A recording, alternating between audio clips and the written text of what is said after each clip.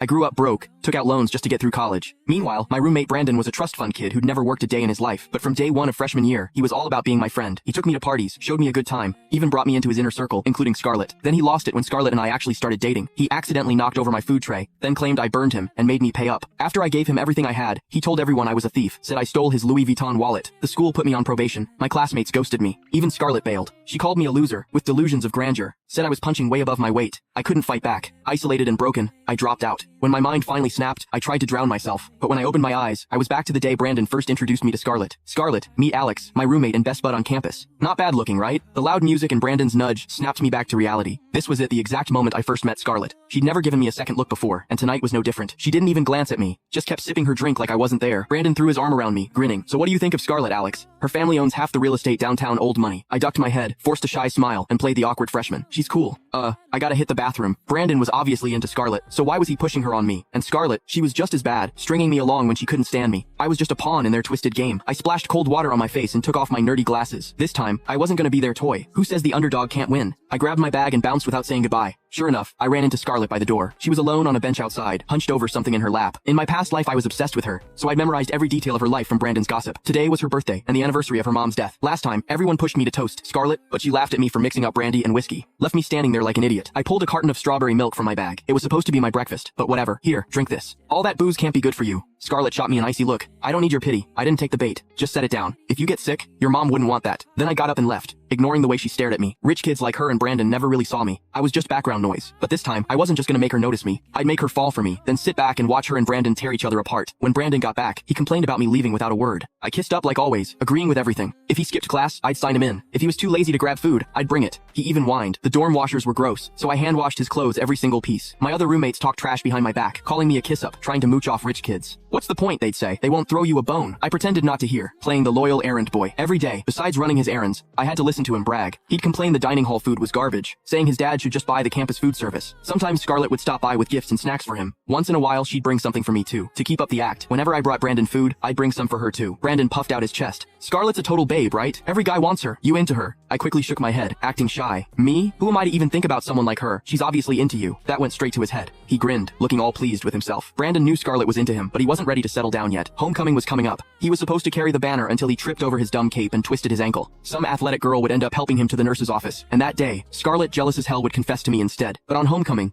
I made sure I twisted my ankle before he could. I gritted my teeth through the pain, limping as I brought him his hair gel and a change of clothes. Brandon didn't bat an eye, just complained I was late. What took you so long? Your ankle hurts? Suck it up, we can't be late for the parade. I hung my head and apologized, like always meek and sorry. That's when the athletic girl came over. Click the link in my bio to get the full story for free.